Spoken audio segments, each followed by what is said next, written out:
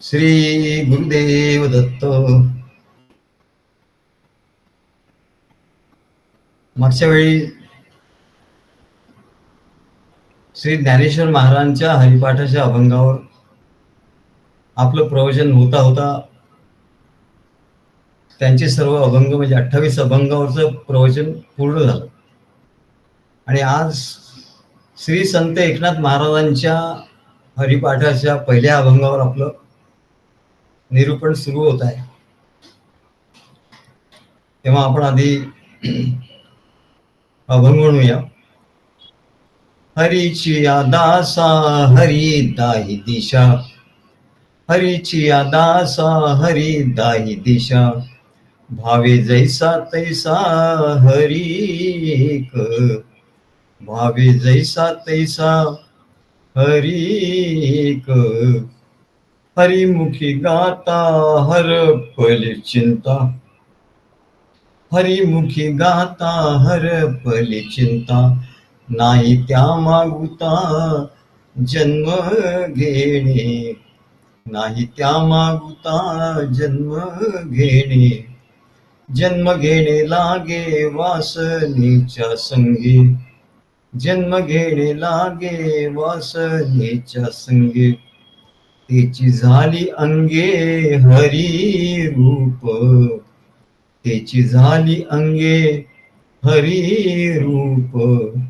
हरी रूप झाले जाणीव हरपले, हरी रूप झाले जाणीव हरपले. मी तू पण गेले हरीचे ठाई, मी तू पण गेले हरीचे ठाई. हरी रूप ध्यानी हरी रूप मनी, हरी रूप ध्यानी हरी रूप मनी. एका जनार्दनी हरी बोला, एका जनार्दनी हरी बोला.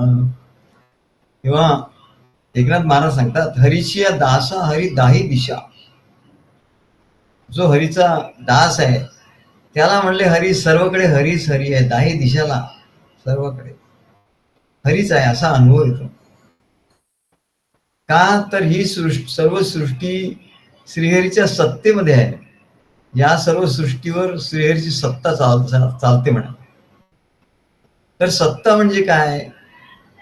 जर जसा एखाद्या देशाचा राजा असतो किंवा एखादा सम्राट असतो, त्याची सत्ता त्या राज्यावर किंवा देशावर असते. म्हणजे तो प्रत्यक्ष त्या देशातल्या सगळ्या ठिकाणी एका वेळी असं जातो असतो असं नाही म्हणा, पण त्याची सत्ता रूपाने तो असतो. म्हणजे त्याच्या इच्छेप्रमाणे आणि त्याने ठरवून दिलेल्या नियमांप्रमाणे त्याच्या राज्यातील सर्व लोकांचा व्यवहार नियंत्रित होत असतात. त्याच्या इच्छेच्या बाहेर कुठलाही व्यवहार घडू शकत नाही. त्यांनी निर्माण केलेल्या घटनेप्रमाणे आणि व्यवस्थेप्रमाणे सर्व गोष्टी घडून येत असतात आणि त्याचा सर्व कारभार अत्यंत सुरळीतपणे आणि नियमांवर हुकूम चाललेला असतो. परंतु जर कोणी या नियमांचं उल्लंघन करील तर त्याची व्यवस्था त्याच्या ठिकाणी आहे म्हणते. त्याला दंड संहिता असं म्हणतात. त्याला दंड करण्याची व्यवस्था सुद्धा त्यातच समाविष्ट असते. तसंच म्हणले, कोणी देशहितासाठी काही विशेष कार्य केलं तर त्याला पुरस्कार देऊन त्याचा सन्मानही केला जातो. राजा त्याचा सन्मान करतो. तसंच म्हणजे प्रत्येक मनुष्याच्या नित्याच्या व्यवहारामध्ये, नित्य जो व्यवहार करत असतो त्या राजसत्तेचं प्रतिबिंब पडलेलं असतं. ती राजसत्ता त्याच्या वागण्यात बोलण्यात प्रतिबिंबित झालेली असते. हे जसं आहे राजाची सत्ता, तसंच म्हणाले ही जी सृष्टी आहे, ही सृष्टी श्रीहरीने घालून दिलेल्या नियमानुसार आणि त्याच्या संकल्पानुसार चाललेली असते. श्रीहरीनी सृष्टी निर्माण केली, त्याची सत्ता या सर्व सृष्टीवर आहे आणि त्याने जे नियम तयार केले आहेत, ज्याला निसर्ग नियम, प्रकृतीचे नियम आपण म्हणतो, आणि त्याच्या संकल्पानुसार ही चाललेली असते. यालाच श्रीहरीची सत्ता असं म्हणतात. आणि हे जर नसेल, कोणी म्हणतात ईश्वर कुठे आहे, ईश्वर दिसत नाही. पण ईश्वर जरी दिसत नसलं तरी त्याची सत्ता दिसते. राजा जरी दिसला नाही, कोणी राजाला बघितलेलं नसेल, कुठे जंगलात कोणतरी असेल, राजाला बघितलेलं नसेल, पण त्याच्यावरही राजाची सत्ता चालते. आणि राजाची जर सत्ता नसेल तर म्हणाले या सत्तेच्या अभावी अराजकता माजेल. ज्याला वाटेल तो तसं करेल, म्हणजे त्याच्या मनाला वाटेल तसं तो करेल. आणि जो तो आपल्या मनाला वाटेल त्याप्रमाणे स्वच्छंदपणे वागायला सुरुवात करेल. आणि त्याच्यामुळे काय होईल की इतर लोकांना जीवन जगणं अत्यंत कठीण होईल. सगळीकडे अराजक, कोणाचं काही नियंत्रण नाही कुठल्या परिस्थितीवर. आणि म्हणून त्याचप्रमाणे ईश्वर नसेल, श्रीहरी नसेल, असं होतच नाही म्हणजे. पण कल्पना करा, त्याची सत्ता नसेल तर लोक त्यांना वाटेल त्याप्रमाणे वागत जाणार. अनाचार, दुराचार, आता श्रीहरी असूनही त्याच्या सत्तेमध्ये अनाचार दुराचार आहेतच म्हणाले. परंतु त्या अनाचार दुराचाराचा दंड त्याला भोगावा लागतो. प्रत्येक कर्माचा दंड, कर्माचा भोग, कर्माचं फळ त्याला भोगून द्यावं लागतं म्हणा. ही त्या ईश्वराची सत्ता आहे. नाही तर ईश्वराची सत्ता जर नसती तर कर्माचं फळ कोणाला भोगावंच लागलं नसतं. ईश्वराची सत्ता नाही तर कर्माचं फळ भोगावं लागणार नाही. म्हणून ईश्वराची सत्ता आहे आणि म्हणून प्रत्येक कर्माचं प्रत्येकाला फळ भोगावं लागतं, चांगलं वाईट. याला ईश्वराची सत्ता म्हणतात. सूर्य वेळेवर उगवतो, वारा वाहतो, पाऊस पडतो, शेती पिकते, हे सर्व व्यवस्थित चाललेलं असतं. कशामुळे? परमेश्वराची सत्ता असल्यामुळे. आणि जर हे नसेल तर अनर्थ होईल. म्हणले सूर्य वेळेवर उगवणार नाही, वारा वाहणार नाही, पाऊस पडणार नाही, शेती पिकणार नाही, प्रजा नष्ट होईल. आणि यावरून असं सिद्ध होतं की या सृष्टीचा उत्पत्ती करता, पालन करता आणि लय करता एकमेव परमेश्वरच आहे. आणि त्याच्या सत्तेत हा सर्व व्यवहार घडत आहे. आपल्या सर्व उपनिषदांचा सुरुवातच इथून आहे. सर्व उपनिषदांमध्ये हेच सांगितलंय की ईश्वराच्या सत्तेमध्ये ही सर्व सृष्टी चाललेली आहे आणि ईश्वरापासून ही सर्व सृष्टी निर्माण झालेली आहे. पण जो नास्तिक आहे त्याला म्हणले पटत नाही आणि त्याला श्रीहरीची सत्ता म्हणजे काय हे कळत नाही. कारण तो कळून घेण्यासाठी काही प्रयत्नच करत नाही. ज्या ज्ञानी लोक आहेत त्यांच्याकडे तो जात नाही, जे ग्रंथ आहे ते वाचत नाही. आणि म्हणून त्याला ईश्वराशी काही देणं घेणं, आणि म्हणून तो अज्ञानी आहे. आणि म्हणून तो म्हणतो ईश्वर नाही. परंतु जो ज्ञानी आहे, सद्गुरूंच्या कडून ज्याला हे परमात्मा सत्तेचं ज्ञान प्राप्त झालं, ज्याला हे ज्ञान प्राप्त झालं, हरीची या दासा हरी दाही दिशा, असा जो हरीचा दास आहे ना, त्याला दाही दिशामध्ये त्या श्रीहरीचाच खेळ दिसायला लागतो. त्या परमात्मा सत्तेचाच त्याला अनुभव येतो. आणि त्याला असा अनुभव आल्यामुळे तो स्वतःला काय समजतो? हरीची या दासा हरी दाही दिशा. तो म्हणतो मला ईश्वराने जन्म दिला, कशा करता दिला? तर ईश्वराचं दास्यत्व करण्याकरता. मी ईश्वराचा दास आहे, या सृष्टीत मी आलो आहे, ईश्वराचं काहीतरी कार्य. अहो किडा मुंगी सुद्धा ईश्वराचं कार्य करत असतो. छोटे छोटे जीव जंतू सुद्धा या सृष्टीमध्ये आवश्यक असतात, ईश्वराचं कार्य करत असतात, या सृष्टीचा समतोल राखत असतात, ते सुद्धा दास्यत्व करत असतात. तेव्हा म्हणले मनुष्य प्राणी हा निर्माणच याच्यासाठी केला की त्या श्रीहरीचं दास्यत्व त्याच्याकडून घडावं आणि सृष्टी नियमाप्रमाणे व्यवस्थित चालावी आणि त्या परमात्मा सत्तेचं त्याला ज्ञान व्हावं. परंतु म्हणाले परमात्मा सत्तेचं ज्ञान झालं तरी त्या सत्तेबद्दल बुद्धीचा निश्चय होत नाही. ज्ञान सगळ्यांना असतं, हे सृष्टी एवढी चाललेली आहे, स्वयंचलित आहे, तर याच्या मागे चालवणारा कोणीतरी आहे, ईश्वर आहे. परंतु या परमात्मा सत्तेचं हे ज्ञान जरी मनुष्याला असलं तरी त्याच्या बुद्धीचा निश्चय झालेला नसतो की परमात्मा आहे. हा निश्चय त्याच्या ठिकाणी नाही म्हणणार. म्हणून प्रत्यक्ष संसार व्यवहार करताना त्याला अनेक शंका कुशंका उपस्थित होतात. ईश्वर असेल की नाही अशी त्याची शंका त्याला येते. का तर त्याला काही अनुकूल घडलं तर तो काय म्हणतो, परमेश्वराची कृपा, हे परमेश्वराच्या कृपेमुळे घडलं, सद्गुरू तुमच्या कृपेमुळे घडलं, असं तो म्हणतो. परंतु परमेश्वराच्या सत्तेवर तो विश्वासही ठेवतो. पण काही प्रतिकूल घडलं किंवा एखादी गोष्ट त्याच्या मनाप्रमाणे घडत नाहीये. अरे तुझ्या मनाप्रमाणे कसं घडणार? परमेश्वराने ठरवून ठेवलेलं आहे, त्याच्या योजनेप्रमाणे घडणार की तुझ्या मनाप्रमाणे घडणार? त्याला सर्व सृष्टीचा कारभार सर्व काही माहिती आहे, सर्व ज्ञान आहे, तो सर्वज्ञ आहे. आणि तुझं मन ते तर अज्ञानी आहे, त्याला तर काही कळतच नाही. आणि मग तुझ्या मनाप्रमाणे जर घडायला लागलं, किंवा सद्गुरूंच्या कार्यामध्ये तसंच आहे. सद्गुरूंच्या कार्यामध्ये सद्गुरू हे सर्वज्ञ आहे, त्यांना त्या कार्याचं सगळं माहिती आहे, त्यांचा तो अनुभव आहे, प्रत्यक्ष अनुभव आहे. आणि ते शिष्याला सांगत असतात, अरे असं आहे, असं करा, तसं करा, तसं करा. तेव्हा त्याच्याप्रमाणे वागणं हेच शिष्याचं कार्य आहे. आणि म्हणून म्हणतात, हरीची या दासा हरी दाही दिशा. असा जो दासत्व भक्तीनी, दास्य भक्तीनी जो या कार्यात राहतो, तो सद्गुरू सांगतील त्याप्रमाणे वागत असतो. काही अनुकूल त्याला घडलं तर त्याला खूप काही हर्ष होत नाही. तो म्हणतो सद्गुरूच्या कृपेमुळे घडलं असं तो म्हणतो, आणि अशी त्याची श्रद्धा असते. आणि काही प्रतिकूल घडलं तर तो म्हणतो की नाही, सद्गुरूंची कृपा नाही असं म्हणत नाही तो. प्रतिकूल घडलं तर तो म्हणतो, अरे हे काहीतरी, हा खेळ आहे म्हणतो, हा श्रीहरीचा खेळ आहे. आणि या खेळातून आता का अनुकूल प्रतिकूल असं घडतच राहणार म्हणतो. काय त्या अनुकूल प्रतिकूल मध्ये सम कसं राहायचं, त्याला समत्व बुद्धी असं म्हणतात.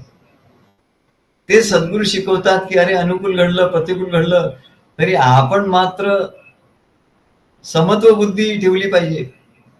आणि मग बघितलं पाहिजे की ते प्रतिकूल आहे ते थोड्या काळ करताय, अनुकूल आहे ते थोड्या काळ करताय, ते बदलणार आहे. मग या बदलत्या परिस्थितीत आपण सम राहिलो की आपल्याला आनंद होतो. हे सर्व श्रीहरीचे खेळ आहेत असं. आणि ज्याला श्रीहरीचा खेळ कळत नाही तो म्हणाला, शंका कुशंका, अनुकूल प्रतिकूल याच्यातच तो, श्रद्धा अश्रद्धा अश्रद्धा याच्यातच तो फिरत राहतो. त्याला माया असं म्हणतात. प्रतिकूल घडलं तर तो म्हणतो परमेश्वर आहे, तर मग माझ्या जीवनात हे विपरीत का घडावं? लोक हा प्रश्न विचारतात. जर तुम्ही म्हणता की परमेश्वर आहे तर मग माझ्या जीवनात हे विपरीत का घडावं? अरे हा परमेश्वराचा खेळ आहे. आता विपरीत घडलं म्हणजे सारखं विपरीतच घडणार असं नाहीये. आणि सारखं तुझ्या जीवनात आतापर्यंत सगळं विपरीतच घडलं असं काही नाही म्हणत. जे अनुकूल घडलं ते तर तू बोलतच नाही. 2 वेळा तुला जेवायला मिळतं, मिष्टान्न मिळतं, सगळं काही मिळतं, राहायला घर आहे, राहायला गाडी, राहायला माडी, फिरायला गाडी, काय नेसायला साडी, सगळं आहे म्हणाले. हे सगळं अनुकूलतेकडे बघ ना म्हणायचं. जेवढी सगळी अनुकूलता परमेश्वराने तुला दिली आहे म्हणाले. मग थोडस प्रतिकूल घडलं की लगेच परमेश्वर आहे तर मग तो असं विपरीत का होतो, असं का करतो? अरे हा त्याचा खेळ आहे म्हणा. आणि खेळामध्ये अनुकूल प्रतिकूल सगळं काही घडत असतं म्हणाले. आणि मग भक्त कसा असतो, तो भक्त समत्वम योग उच्चते. प्रत्येक परिस्थितीत सद्गुरू सांगतात, अरे ते सुख असो दुःख असो, सुख आणि दुःख, अनुकूल प्रतिकूल, हे सगळं जे आहे म्हणाले, गरिबी श्रीमंती, हे जे सगळं आहे म्हणजे द्वंद्व आहे. म्हणजे तो निर्द्वंद्व तुला व्हायचा आहे, निर्द्वंद्वतेचा अनुभव तुला घ्यायचा आहे. त्या गोपी निर्द्वंद्व झाला, निर्द्वंद्वो भवती, तर तो निर्द्वंद्व भवती. त्यांनी असं श्रीकृष्णाला म्हटलं नाही, आमच्या जीवनात असं का घडतं परमेश्वर. श्रीकृष्ण तू आहे तर मग आमच्या जीवनात असं का घडतं, असं त्यांनी म्हटलेलं आहे. त्या निर्द्वंद्व झाल्या कशाने, त्यांची बुद्धी समत्व बुद्धी झाली कशाने, प्रेमाने. श्रीकृष्णाचं प्रेम हेच महत्वाचं त्यांच्या ठिकाणी राहिलं. त्याच्यामुळे अनुकूल आलं की किंवा प्रतिकूल आलं, किंवा सुख आलं किंवा दुःख आलं, तरी त्या सम राहिल्या. खुद्द श्रीकृष्णाच्या जीवनात तरी अनुकूल प्रतिकूल घडतच होतो तसं म्हटलं तर. आता श्रीकृष्ण तर प्रत्यक्ष परमेश्वर आहे, सद्गुरू तर प्रत्यक्ष परमेश्वर आहे, परमेश्वराचे अवतार आहेत. मग त्यांच्या जीवनात अनुकूल प्रतिकूल घडत असतं, त्यांच्याही जीवनात अनुकूल प्रतिकूल घडतं, ते आपण बघतो. पण त्या परिस्थितीत ते कसे असतात ना, त्या परिस्थितीत त्यांचा आनंद अक्षुण्ण असतो, त्यांच्या आनंदाला बाध येत नाही म्हणून. अनुकूल असो प्रतिकूल असो, काय गरिबी असो श्रीमंती असो, धन असो नसो, कमी असो जास्त असो, हे सगळं म्हणले द्वंद्व, याला द्वंद्व असं म्हणतात. आणि हे जग जे आहे ते द्वंद्वावर चालू आहे म्हणले. हे द्वैत आहे, द्वैत आहे, यात पुष्कळ द्वंद्व आहेत. प्रत्यक्ष ईश्वराचा अवतार जरी झाला, प्रभू रामाचं चरित्र घ्या, तिच्यात किती सुख आणि किती किती दुःख होतं बघा. प्रत्येक जण मला दुःख आहे, मला दुःख आहे. अरे ईश्वराचे अवतार आहेत, त्यांनाही सुख दुःख आहे. काय भगवान श्रीकृष्णाचे यादव आपापसात लढले आणि नष्ट झाले. त्यांच्या भगवान श्रीकृष्णाच्या समोर ते असताना त्यांचं संपूर्ण यादव कुळ नष्ट झालं. प्रभू रामाची सीता त्या रावणाने हरून नेली म्हणाले, हरण केलं. कितीतरी दुःखाचा अनुभव आला, अनुकूल प्रतिकूलचा अनुभव आला, तरी म्हणले ते समत्वम योग उच्यते. समत्वालाच योग असं म्हणतात, उच्यते म्हणजे म्हणतात. समत्वम गीतेत काय सांगितलंय, गीतेत कुठला योग सांगितलाय महत्वाचा, समत्व योग. सगळ्या परिस्थितीत सम राहायचं. पण सम कसं राहता येईल, सम एकाच गोष्टीने राहता येईल, ते प्रेम जेव्हा असेल ना, सद्गुरूंच्यावर प्रेम असेल तर त्या प्रेमामुळे आनंद होईल. आणि तो आनंद झाल्यामुळे तिथे समत्व, तिथे अनुकूल प्रतिकूल काही राहणारच नाही. अहो आनंद आहे, तुम्हाला सद्गुरूंच्या बद्दल प्रेम आहे, कार्य म्हणून तर कार्यामध्ये अनेक कार्यक्रम होतात, हे होतात, आणि त्याचा आनंद सारखा सुरूच असतो, प्रेमानंद. सद्गुरु चरणी प्रेमानंद भरी, सद्गुरु चरणी प्रेमानंद भरी, त्रिगुणातीता द्वैतातीता सद्गुरु भक्ती गोजिरी, सद्गुरु भक्ती गोजिरी.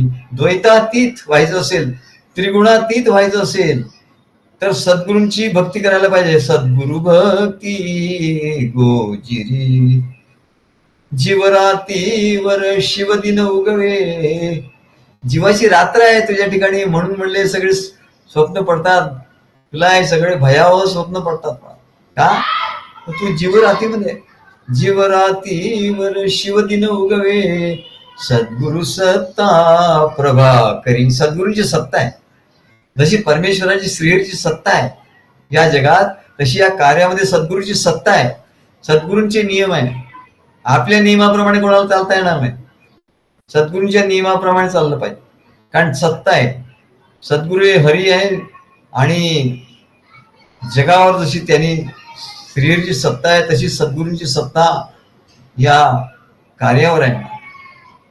ते थोडी ढील देत असतात, ठीक आहे, परंतु याचा अर्थ असा नाही का जीवरातीवर शिवदिन उगवे असं व्हायचं असेल, सद्गुरु सत्ता प्रभा करी, तेव्हा म्हणाले सद्गुरूंच्या सत्तेवर विश्वास पाहिजे. अनुकूल प्रतिकूल घडत राहील, पण सद्गुरु चरणी प्रेम आनंद भरी. सद्गुरू कशा करतायत, त्यांच्या सत्तेमध्ये जे कार्य घडतं तिथे प्रेम भरून घ्यायचं आणि आनंद भरून घ्यायचा, बस दोनच गोष्टी. आणि मग समत्व, त्यांनी समत्व योग येईल. समत्वम योग उच्चते. मग समत्व कशाने येईल, तर सद्गुरूंच्या कार्यामध्ये सद्गुरु चरणी प्रेम आणि आनंद भरून घे, दुसरी गोष्ट करू नको. दुसरं काही इकडे तिकडे केलंस तर प्रेम आनंदाला बाध येईल. आणि बाद आला की समतो योग, योग भ्रष्ट होशील. समत्व योग तुला घडणार नाही.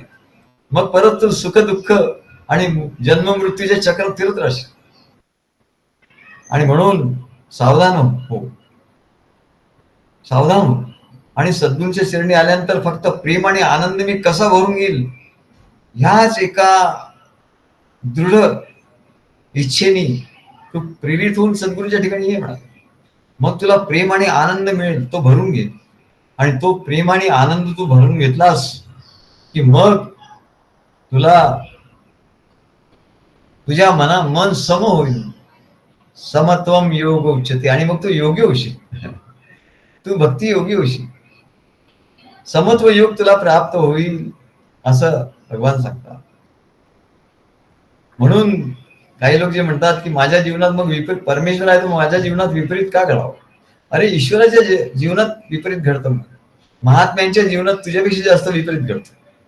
मग अशी शंका घेऊन जर तू परमेश्वरी सत्तेवर, सद्गुरूंच्या कार्यावर, सत्तेवर जर तू अविश्वास दाखविलास तर मग ईश्वरी सत्तेवर तुझा दृढ विश्वास कसा निर्माण होईल. आणि हरीची या दासा हरी दाही दिशा असा अनुभव तुला कसा येईल. हरी दाही दिशात हरी भरलेला आहे. एक राम घटघट में लेटा असा जर तुला अनुभव घ्यायचा असेल तर ईश्वरी सत्तेवर दृढ विश्वास, सद्गुरूंच्या सत्तेवर, सद्गुरूंच्या कार्यावर दृढ विश्वास पाहिजे. आणि या सत्तेचा अनुभव कसा येईल आणि त्याचा आनंद कसा होईल. जर तू असा दृढ विश्वास ठेवला नाहीस तर सद्गुरूंच्या सत्तेचा, श्रीहरीच्या सत्ते आणि सद्गुरूंच्या सत्तेचं तुला जेव्हा ज्ञान होईल, त्याचा अनुभव येईल आणि प्रेम आनंद तू भरून घेशील आणि तुला समत्व योग प्राप्त होईल, तेव्हा म्हणाले अनुकूल प्रतिकूल याच्यात तू अडकणार नाही आणि नेहमी तुझा आनंद अबाधित राहील. हरीची या दासा हरी दाही दिशा, त्याच्यासाठी तू दास्य भक्ती केली पाहिजे. आणि दास्य भक्ती करण्यासाठी हे सद्गुरूंचं कार्य आहे. तू ईश्वराच्या कार्यातही दास्य भक्ती नाही करू शकत. मी दास्य भक्ती कुठे करू. तू कुठे गेला तर तुला नोकर बनवते, पैसे घे नोकरी कर. परंतु सद्गुरूंचं एक ठिकाण असं आहे की जिथे दास्य भक्ती घडत असतं. नुसतं दास्य नाही, दास्य भक्ती घडते. भक्ती म्हणजे एकरूपता, ईश्वराशी एकरूपता, सद्गुरूशी एकरूपता. आणि मग हरीची या दासा हरी दाही दिशा असं ज्यांनी जाणलं आणि ज्यांनी त्या समत्व योगाचा अनुभव घेतला त्याला अनुकूल प्रतिकूल आणि या सगळ्या द्वंद्वामधून तो निर्द्वंद्व होती, म्हणजे तो निर्द्वंद्व होईल. जसा गोपी निर्द्वंद्व झाल्या सगळ्या परिस्थिती, द्वंद्व नाहीच झाला आणि त्याला नुसतं प्रेम आणि आनंदाचा अनुभव यायला लागला. असं जेव्हा झालं तेव्हा त्याला हरीची या दासा, तो हरीचा दास झाला. आणि तो हरीचा दास झाल्यामुळे त्याला हरी दाही दिशात हरी आहे असा अनुभव यायला लागला.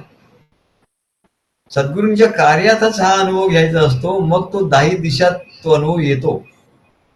दाही दिशात तो अनुभव घ्यायला असेल तर अजिबात नाही आला. हरीची या दासा हरी दाही दिशा भावे जैसा तैसा हरी एक. भावे जैसा तैसा हरी एक. श्रीहरी या, आता एक एक शब्द याचा बघा. भावे म्हणजे आवडतो, भावतो. जैसा म्हणजे श्रीहरी जसा प्रगट होतो तसं त्याला भावतो. तो असं म्हणत नाही सद्गुरू तुम्ही असे प्रगट होऊ नका, असं बोलू नका, असं करू नका, असं तो नाही म्हणत. जसे सद्गुरू प्रगट होते तसा त्याला तो आवडतो. तो हरी हा हरी आहे, तो एक हरी, एकच सद्गुरू त्याला आवडत असतात. ते कशी प्रगट होत. त्यामुळे श्री भावे जैसा तैसा हरी एक. श्रीहरी या सत्तेत ज्या ज्या रूपाने तो प्रगट होतो तसा तसा त्याला तो भावतो, म्हणजे आवडतो. आता याला एक छान उपमा आहे. काय म्हणजे बहुरूपी जो असतो, एखादा बहुरूपी अनेक सोंग घेत असतो, सोंगाड्या ज्याला म्हणतात, सोंग घेतो. आणि त्या सोंगाड्याचा मुलगा त्याला माहिती असतं की आपले वडील काय करतात, तर अनेक जी रूप बदलतात हे त्याला माहिती असतं, कारण तो नेहमी वडिलांच्या बरोबर असतो.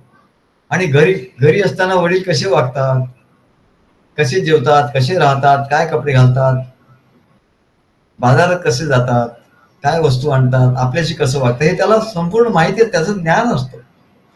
पण तो जेव्हा बहुरूपी बहुरूपीचा कार्यक्रम करायला जातो, खेळ करायला जातो, खेळ म्हणून सांगितलं का सृष्टी खेळ आहे.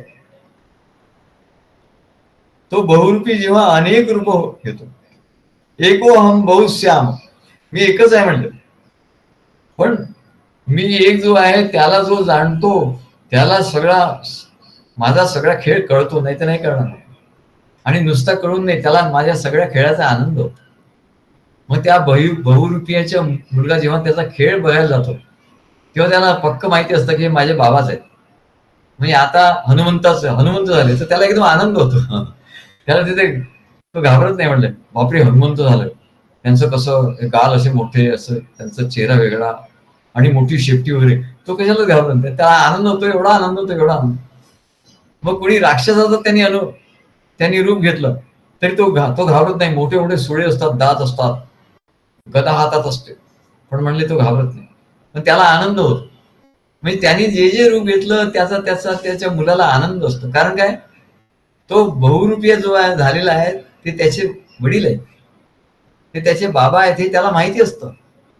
आणि म्हणून हे त्यांनी त्यांनी खोटं आणलेलं हे खेळ आहे म्हणाले, खेळात आणलेलं सोंग आहे त्याला, आणि म्हणून त्याला सगळ्या गोष्टीचा आनंद होतो. आणि म्हणून पित्याने केलेले खेळ तो बघत राहतो आणि त्याचा आनंद घेत राहतो. त्यांनी कसलंही रूप घेतलं तरी तो आपला पिताच आहे याची त्याची खात्री असते.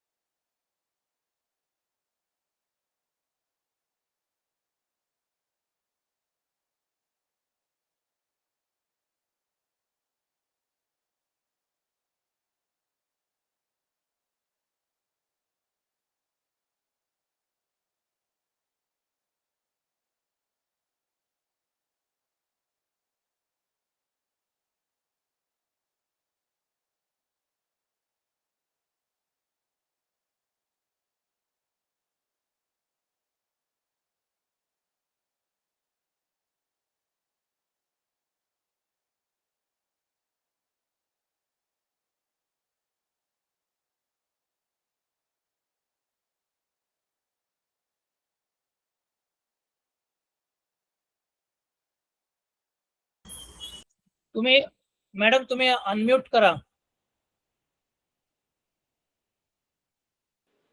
बघा काय म्हणताय? आता म्हणताय अहो काय म्हणता तुम्ही? काय आपोआप बंद झाला, आता चालू करताय. नाही ते काय झालं ते. आपोआप बर बंद ठीक झाला आहे, स्पीकर. हा हा हा चालेल करू, चालेल, ठीक आहे. परत करू.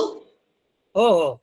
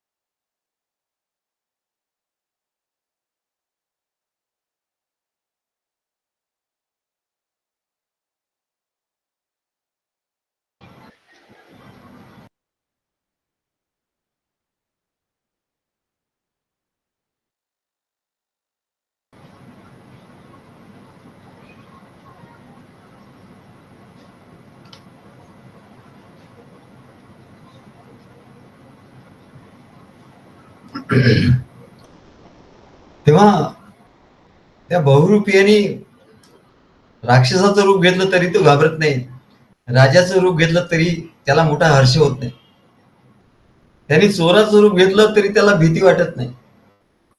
या सर्व रूपाचा तो आनंद घेत असतो. कारण काय, तर हा आपला पिता आहे हे तो ओळखतो, म्हणजे ज्ञान त्याला आहे, म्हणजे त्याला ज्ञान आहे. आणि हा आपला पिता आहे, पित्यावर प्रेम आहे त्याचं, पित्याचं आपल्यावर प्रेम आहे आणि आपलं त्याचं पित्यावर प्रेम आहे. म्हणजे याच्यातही दोनच गोष्टी आहे, म्हणजे व्यवहार सुद्धा दोनच गोष्टी आहेत, ज्ञान आणि प्रेम. याला चैतन्य असं म्हणतात, याला चित्कला असं म्हणतात. त्या बहुरूपियाचा सर्व रूपाचा त्याला आनंद कसा होतो, त्या खेळाचा आनंद कसा होतो, तर एक पक्का आहे, तो आपला पिता आहे, तो माझा आहे. मी परवा सांगितलं, काल सांगितलं, तो माझा आहे आणि मी त्याचा. तो श्रीहरी माझा आहे आणि मी त्याचा आहे. तो आपला पिता आहे असं म्हटलं, तो माझा आहे, माझा पिता आहे, माझा पिता आहे. कोणी म्हणले हा राक्षस आहे बघा, नाही म्हणले माझा पिता आहे. हा राजा आहे, नाही माझा पिता आहे. माझा आहे, माझा आहे यांनी प्रेम आहे, प्रेम दाखवतो. आणि पिता आहे हे ओळखलं त्यांनी, म्हणजे ज्ञान आहे त्याला. त्या बहुरूपियाने किती खेळ केले, आणि खेळ बहुरूपीच करत असतो. बहुरूपियाने किती खेळ केले तरी तो त्याला त्याचं काहीच होत नाही म्हणाला, त्याच्यावर काहीच परिणाम होत नाही, त्याला आनंद होतो, परिणाम होत नाही त्याविषयी आनंद.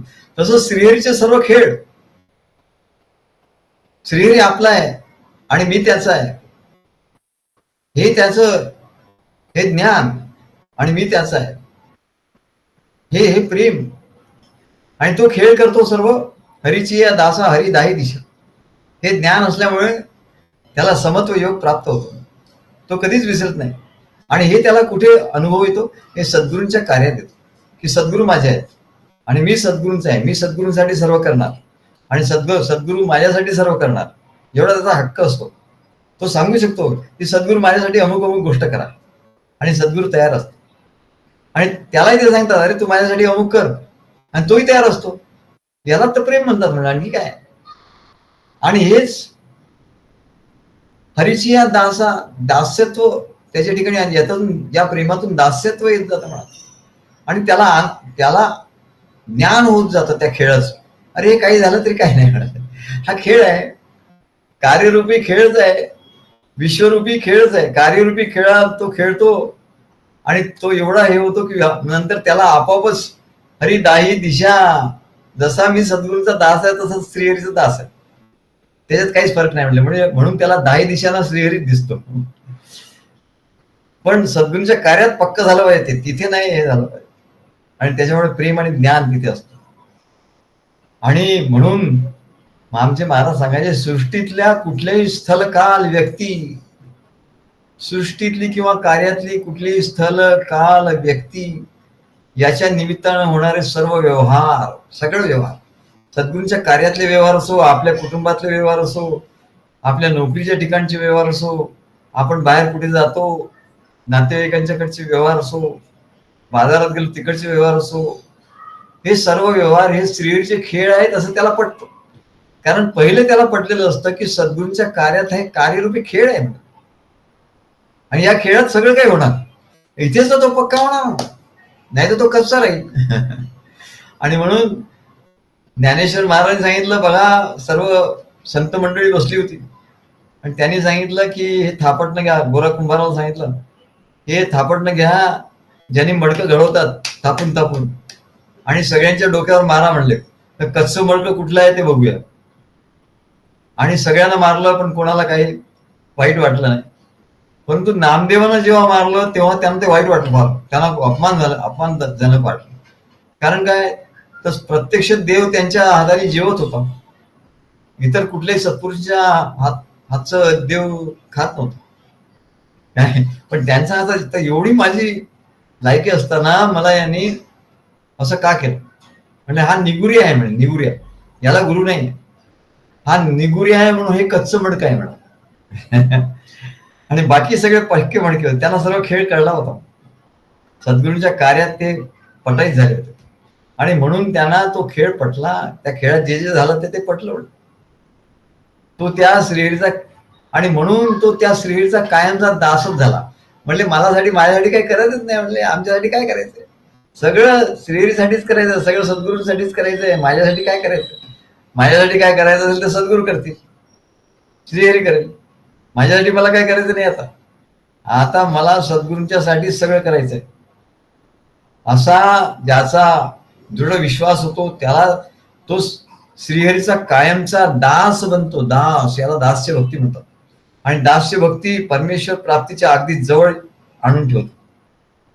बस 2 स्टेप राहतात, त्याही 2 भक्ती तुम्हाला करायच्या नसतात भक्ताला, तर कृपावंतून सद्गुरू श्रीहरी ते त्याला 2 भक्ती देतात आणि तो एकरूप होतो. त्याला दास्य भक्तीपर्यंत करायचं असतं, तो कायमचा दास होतो. हरीची दासा हरी दाही दिशा, भावे जैसा तैसा हरी. जसा हरी प्रगट होईल तसं त्याला भावतो, जसे सद्गुरू प्रगट होतील तसे त्याला भावतात, आवडतात. श्रीच्या सत्तेत त्याच्या इच्छेप्रमाणे आणि त्यांनी ठरवून दिल्याप्रमाणे सृष्टीचे व्यवहार चालतात. मनुष्याचं काही चालत नाही. म्हणजे निमित्ताचा धनी केला असे प्राणी. अरे तो निमित्ताचा धनी हो म्हणले. त्या अर्जुनालाही सांगितलं, निमित्त मात्र भव सव्वीसाची. या युद्धामध्ये म्हणले सगळ्यांना मी मारून ठेवलाय, तू फक्त निमित्त हो, धनुष्य बाण घे, बस बाण सोड, निमित्त मात्र हो, असं त्याला सांगितलं. निमित्ताचा धनी केला असे प्राणी. या उक्तीप्रमाणे स्थल, काल आणि व्यक्ती यांच्यामधील सर्व व्यवहार जे असतात ते सर्व श्रीहरीचे खेळ आहेत. याचं ज्ञान हे परमगुह्य ज्ञान आहे. म्हणा, संसारात जे अनुभव येतात ते श्रीहरीचे खेळ आहेत, असं त्याला अनुभव येतो. कधी? जेव्हा सद्गुरूच्या कार्यामध्ये हे सर्व सद्गुरू अनुकूल असो प्रतिकूल असो, आवडो न आवडो, काय त्याला पटो न पटो, पण हे सद्गुरूंचे खेळ आहे. सद्गुरूंचा हा कार्यखेळ आहे, कार्यखेळ आहे. त्याच्यात त्याला सगळं आवडतं, सगळं भावतं. हे परमगुह्य ज्ञान आहे. हे परमगुह्य ज्ञान ज्याला होतं तो अनुकूल प्रतिकूल, सुख दुःख, मान अपमान, गरिबी श्रीमंती या सर्व द्वंद्वामधून बाहेर पडतो आणि निर्द्वंद्व होतो. आणि निर्द्वंद्व झाला तोच परमेश्वर झाला ना, परमात्मा झाला. द्वंद्व आहे म्हणूनच त्याला परमात्मा स्वरूप कळत नाही. निर्द्वंद्व झाला की तो परमात्मा स्वरूप झाला. तो कुठल्याही परिस्थितीत हताश, उदास, कार्यात सुद्धा लोक हताश होतात, उदास होतात, निरुत्साही होतात, आत्मविश्वास सोडतात. पण तो म्हणले हताश होत नाही, उदास होत नाही, निरुत्साही होत नाही, आत्मविश्वास सोडत नाही. कारण त्याला एक गुह्य ज्ञान झालेलं असतं की श्रीहरीच्या सत्तेत होणाऱ्या प्रत्येक घटनेत श्रीहरीचा काहीतरी उद्देश असतो. आणि तो उद्देश आपल्या हिताचाच असतो, आपल्या कल्याणाचाच असतो. श्रीहरीच्या किंवा सद्गुरूंच्या कार्यात जे घडतं त्या भक्ताच्या कल्याणाचाच उद्देश असतो. हे जेव्हा त्याला कळतं तेव्हा तो उद्देश कोणता आहे तो शोधून काढतो.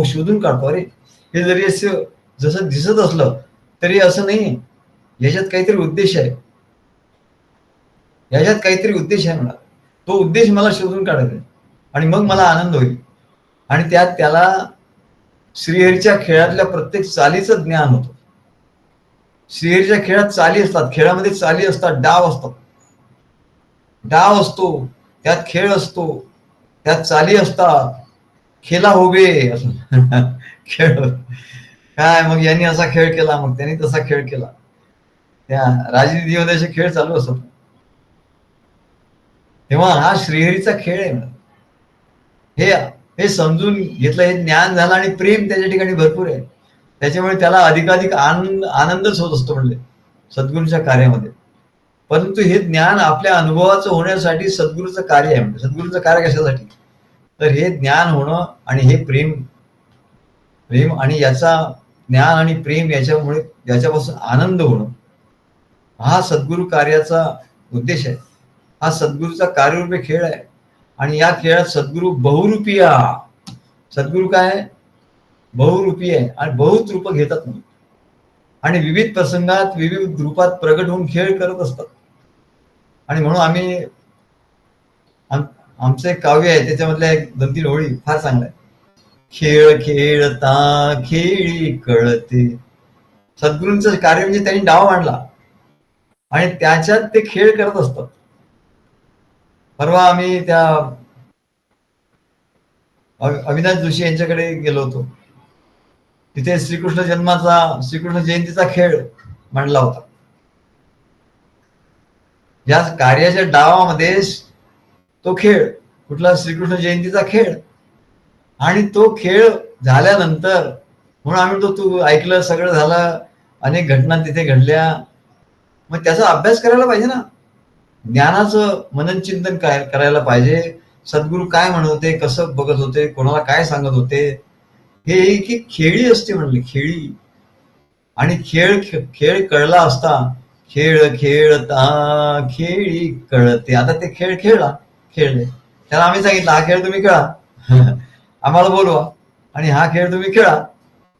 मग खेळला असतानाच खेळी कळते, नाही तर नाही कळ. म्हणून सांगतो की बाबा रे, हे कार्यक्रम करा, हे करा, सोहळे करा. का तर हा तरच तुला खेळ कळेल, आणि खेळ कळल्यानंतर खेळी करणार सद्गुरूंची.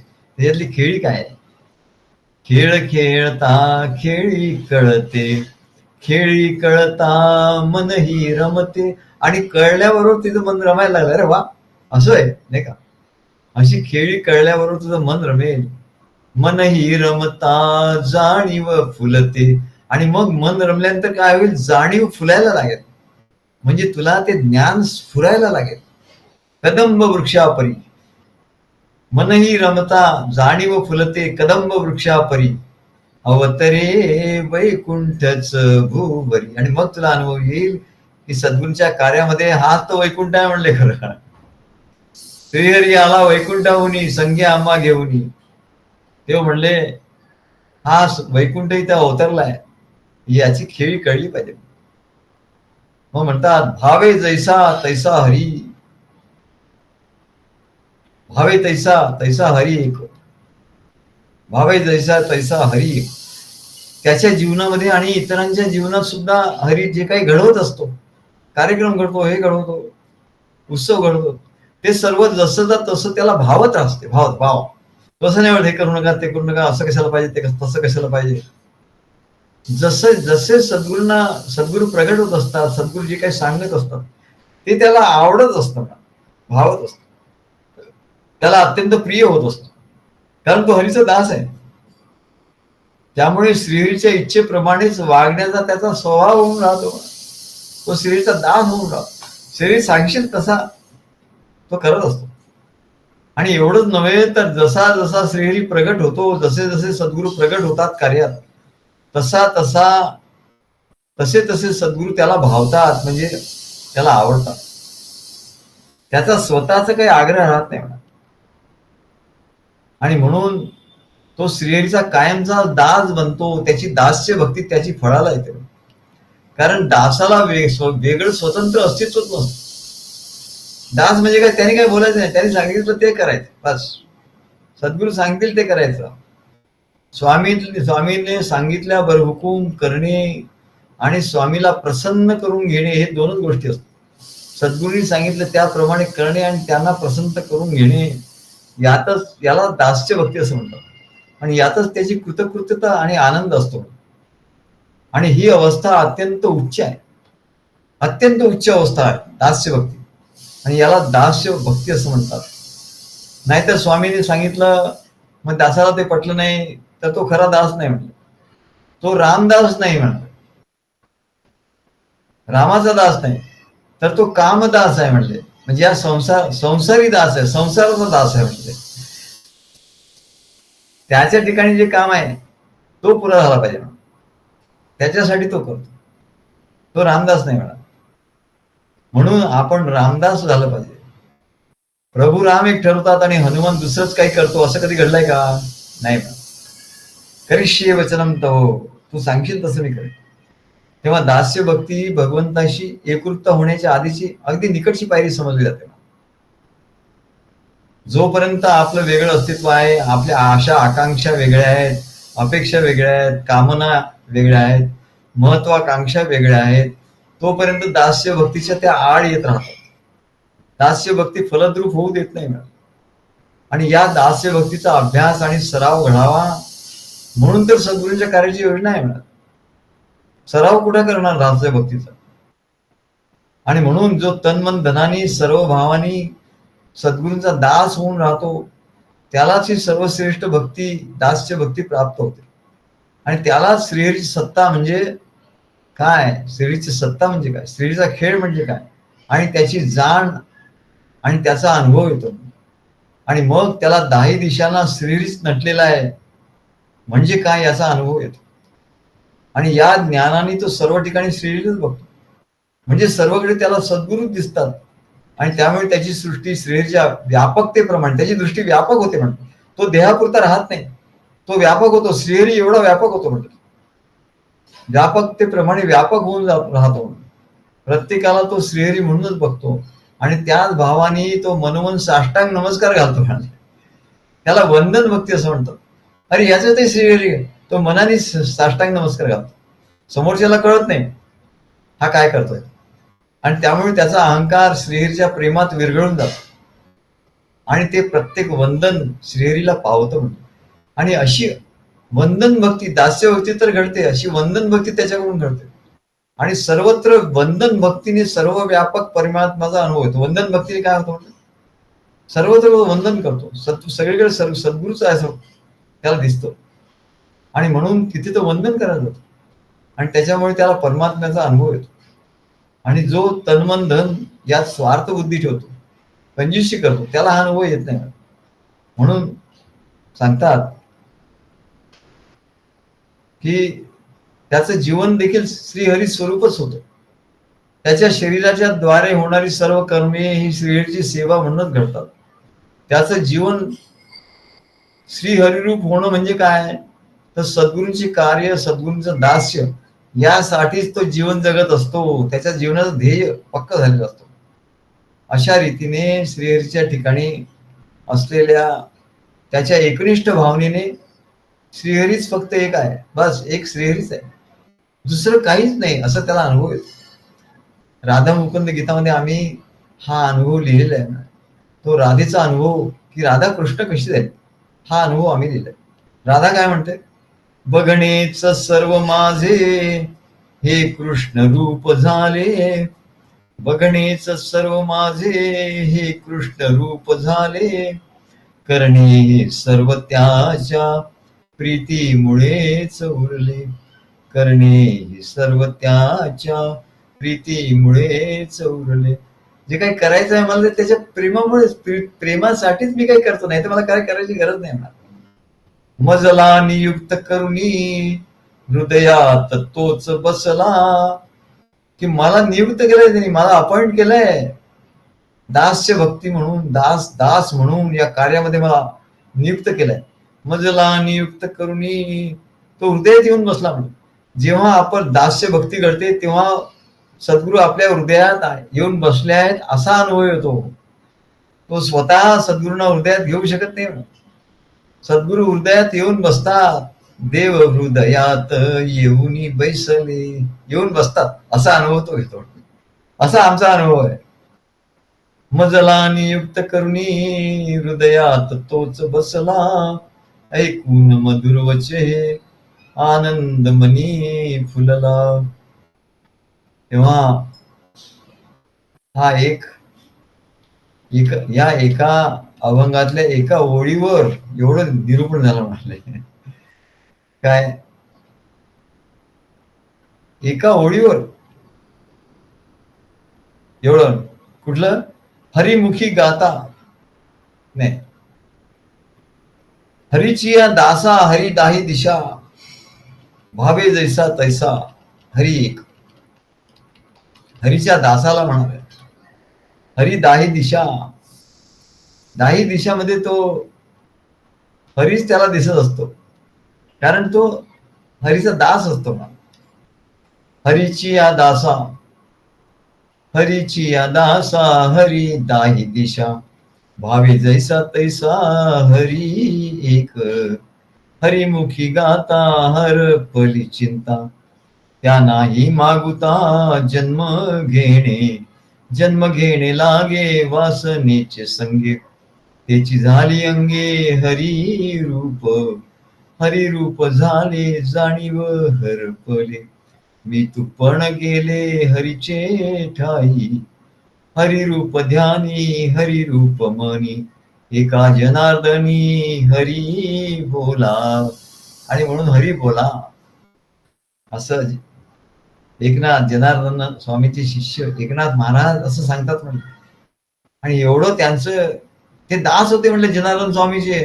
आणि म्हणून आम्ही त्यांच्या पहिल्याच नुसते एकाच अभंगातल्या एकाच ओळीवर आम्ही एवढं निरूपण करावं लागलं आम्हाला. हे एवढं त्यांचं अनुभव नुसता ठासून भरलाय त्या एकेका ओळीमध्ये. म्हणजे काय एकाच ओळीवर एवढं, आम्हाला एवढं आश्चर्य वाटलं, एका ओळीवर एवढं कशाला पाहिजे निरूपण. नाही म्हणाले ते एवढे थोर आहेत. त्यांनी सद्गुरूंची दास्य भक्ती अशी अशी काही केली की त्या ओळीच्या एका ओळीच्या पलीकडे नाही जाऊ शकत कोणी. ते एकच ओळीत एवढं भाव भरलेला आहे मला. हरीची दासा हरी दाही दिशा, एक एक एक एक शब्द म्हणा, भावे जैसा तैसा हरी एक असं. तेव्हा आज एवढं सांगून आपण पूर्ण करू. श्री गुरु